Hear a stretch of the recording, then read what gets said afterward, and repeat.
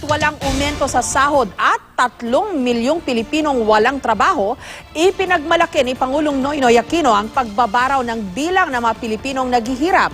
Batay sa datos ng NEDA o ng National Economic and Development Authority, mahigit 2 milyong Pilipino ang naiangat daw mula sa poverty line mula sa unang semester ng 2012 hanggang 2013. May report si Teresa Andrada. Habang nagrarally, nasa Binyan, Laguna ang Pangulong Aquino. Nag-ikot sa 3 factory kung saan nagte-training ang mga scholar ng TESDA. Dito niya ibinalita na nagbunga na raw ang pagsisikap ng gobyerno na itaas sa antas ng kahirapan ang publiko. Sa datos kasi ng National Economic Development Authority o NEDA, nabawasan ang bilang ng mga Pilipinong nasa ilalim ng poverty line.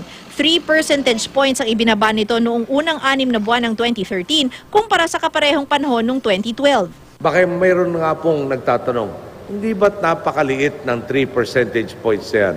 Ang sagot po natin, ang katumbas ng 3 percentage points ay higit kumulang nasa 2,500,000 mga Pilipino na naiangat lampas ng poverty line.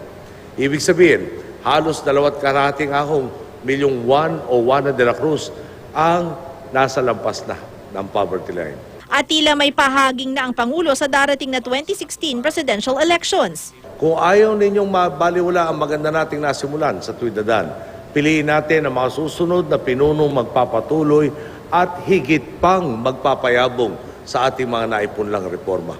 Piliin natin ang karapat-dapat upang maging permanente ang malawakang transformasyong tinatamasa na ng ating lipunan. Si Pangulong Aquino ang chairman ng Liberal Party pero di pa niya sinasabi kung sino ang kanyang i-endorso. Teresa Andrada, GMA News.